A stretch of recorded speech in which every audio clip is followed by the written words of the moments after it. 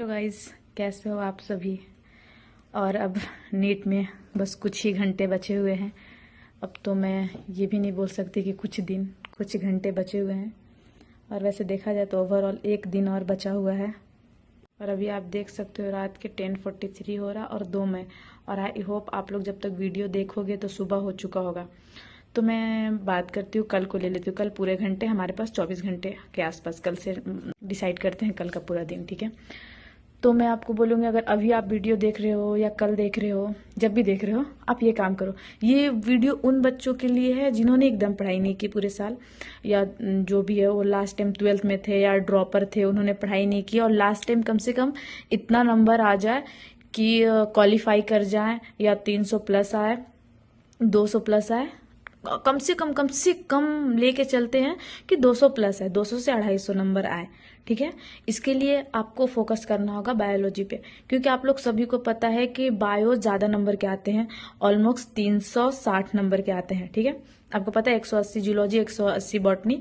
अब तो डिफरेंट करना मतलब वो डिफरेंट नहीं किया है, अब सेम ही एक जगह ही लेकर पूरा बायोलॉजी आएगा, लेकिन फिर भी आपको होता है 360 नंबर। अब हम टारगेट लेके फिजिक्स केमिस्ट्री को छोड़ देते हैं, हम लेके चलते हैं बायो। अब बायो में अभी भी लास्ट के बचे हुए टाइम पे भी आप 250 प्लस ला सकते हो। सिर्फ इतना कर लो जितना मैं बोल रही हूँ। लास्ट टाइम आप ये करो, एक सबसे अच्छी चीज है कि आपको पहले खुद को रिलैक्स करो। जो हो गया सो हो गया, बस हमें फोकस करना है कि अब जो बचे हुए टाइम है 12 घंटा, 24 घंटा, एक दिन, जो भी बचे हुए टाइम है उसमें मैं क्या कर सकती हूँ, आप उस बात पे फोकस करो।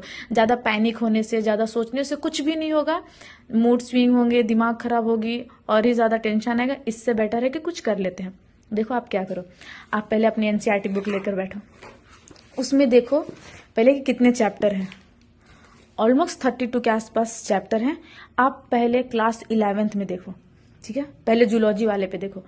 जूलॉजी मैं क्लास 11th में बोल रही हूँ कि क्लास 11th थोड़ा हार्ड है, मतलब compare to class 12th। But आप देखो जूलॉजी में, आप देखो मैं ऐसे मार्क वगैरह कर दी हूँ, ठीक है, ताकि आप समझ सको। आप देख सकते हो यहाँ पे जूलॉजी में चैप्टर 7। अभी तो ये मेरे पास पुरानी एनसीईआरटी है, अपने एनसीईआरटी में हो सकता है ये चैप्टर अलग अलग दिया हो, पर आप यहाँ पे स्ट्रक्चर ऑर्गेनाइजेशन इन एनिमल दिया हुआ है, इसे देख लो। आप इसको थोड़ा पढ़ लो, ये बहुत मतलब इजी चैप्टर है, आपको ज्यादा देर नहीं लगेगा, इसको पढ़ लो। उसके बाद पहले बायोलॉजी कंप्लीट करना, पहले बायोलॉजी इसको पढ़ना। इसको पढ़ने के बाद आप बायोमोलिक्यूल्स पे। अब बायोमोलिक्यूल्स मतलब थोड़े से बच्चे लोग को लगता है कि हाँ टफ है, ये है वो है, तो आप इसको पढ़ लेना, ठीक है, गो थ्रू करना। ये सारे शॉर्ट नोट से पढ़ना। आप मुझे कमेंट करना, मैं आपको शॉर्ट नोट अपने टेलीग्राम पे प्रोवाइड कर दूंगी। वैसे मैं कोशिश करूंगी कि मैं टेलीग्राम का लिंक दे सकूं इसमें, अगर हो पाया पॉसिबल तो दे दूं। और आपको वहां पे शॉर्ट नोट्स एक पीडीएफ है, पीडीएफ के फॉर्म में आप पढ़ना। आपको पूरा एनसीईआरटी पढ़ने में शायद टाइम लगे। ऐसे अगर एनसीईआरटी रीड करना आपको पसंद है तो आप एनसीईआरटी भी गो थ्रू कर सकते हैं लास्ट टाइम पे, ताकि कुछ मार्क्स आ जाए। इसके लिए बस बता रही हूँ मैं। उसके बाद आप आ जाना इधर, सबसे पहले इधर ह्यूमन फिजियोलॉजी में आप देखोगे, आप इसको कंप्लीट कर सकते हो। जैसे ब्रीदिंग वाला चैप्टर कर सकते हो, बॉडी फ्लूइड कर सकते हो, ये सारे चैप्टर आप सबसे पहले जूलॉजी कंप्लीट करो, ठीक है। ये सारे चैप्टर आप कर सकते हो, ज्यादा चैप्टर नहीं है। जूलॉजी में 9 चैप्टर है क्लास 11th में, ठीक है। उसके बाद आप क्या करना, फिर 12th का करना। 12th में तो और इजी है, अगर आप चाहो तो आप पहले 12th भी कर सकते हो, क्योंकि 12th से ज्यादा क्वेश्चन आता है, ठीक है। तो 12th में आप पहले क्या करना, 12th में आप जाना और रिप्रोडक्शन वाला करना, ह्यूमन रिप्रोडक्शन। आप चाहो तो आप पहले 12th भी कर सकते हो, ह्यूमन रिप्रोडक्शन और रिप्रोडक्टिव हेल्थ। ये दोनों बहुत छोटा चैप्टर है और ये दोनों आप जल्दी कर सकते हो, ठीक है।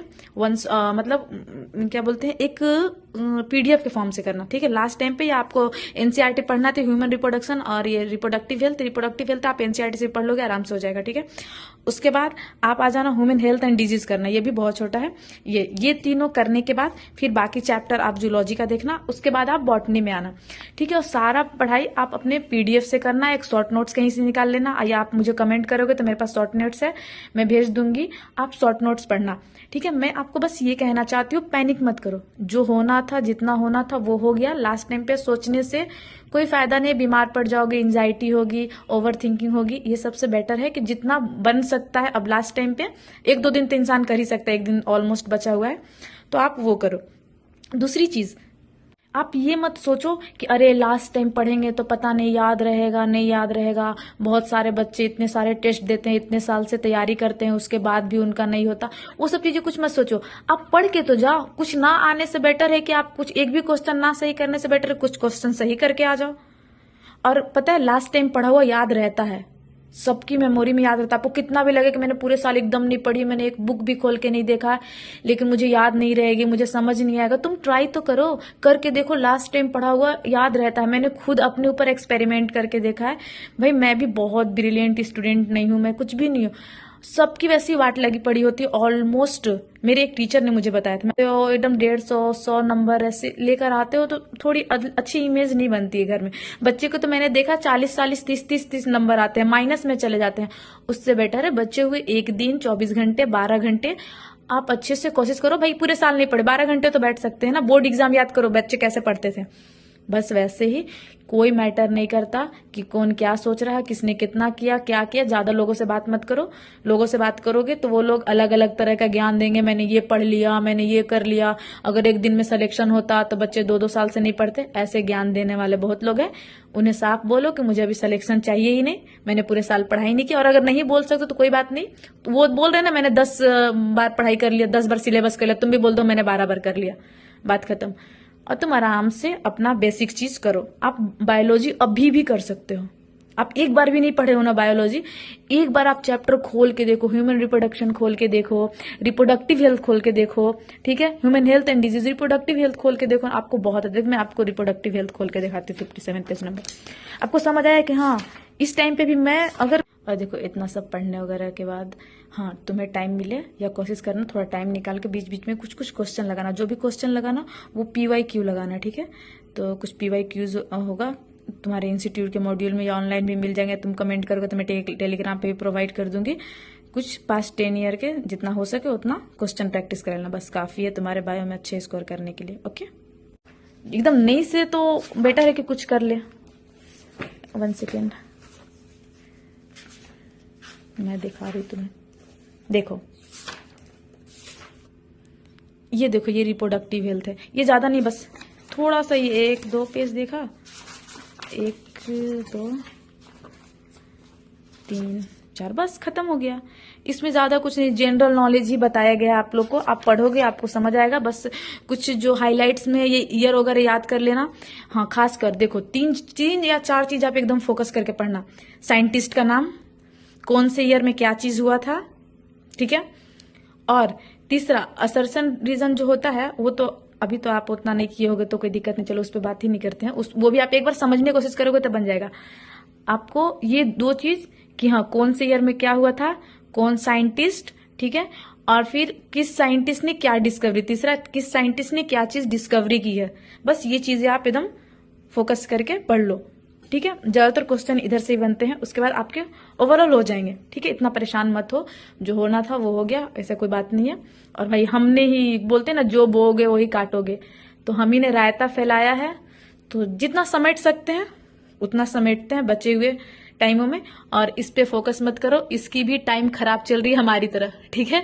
इसकी भी टाइम खराब है, वरना एक्चुअल टाइम आप देख सकते हो 9:54 हो रहा है, ठीक है। तो आप करो, बेस्ट ऑफ लक आप लोग सभी को। जो भी इशू है आप कमेंट करके बताओ, मैं उसका रिप्लाई करूंगी। और जिसको भी PDF वगैरह चाहिए आप कमेंट करो, मैं आपके टेलीग्राम पे भेज दूंगी, ठीक है। मैं आपको तुरंत रिप्लाई करूंगी। All the best. और ये वीडियो मैंने ऐसे ही बनाया, रैंडम थॉट्स आए मेरे माइंड में, तो मैंने सोचा कि मेरे साथ बहुत सारे मेरे फ्रेंड्स होंगे, बहुत सारे एज अ सिस्टर ब्रदर बहुत लोग होंगे जो तैयारी कर रहे होंगे और उनसे नहीं हो पाया होगा या वो अच्छे से पढ़ाई नहीं कर पाएंगे, अभी बहुत परेशान होंगे, पैनिक होते होंगे। तो मैंने सोचा ये वीडियो बना दूं, शायद उनको थोड़ा रिलैक्स महसूस हो, उन्हें थोड़ी सी उनके माइंड फ्रेश हो, बस इसीलिए मैंने ये वीडियो बनाया। आप ज़्यादा मत सोचो, आराम से करो। और आपको भी बेस्ट ऑफ लक, और आप लोग भी कमेंट में मुझे बेस्ट ऑफ लक बोलना, क्योंकि मेरी भी एग्जाम है, ठीक है। All the best, thank you so much for watching. और रिलैक्स रहो, जो होना था वो हो गया, और तुम कर लोगे, जितना करना है उतना कर सकते हो। Bye bye, best of luck for your exam.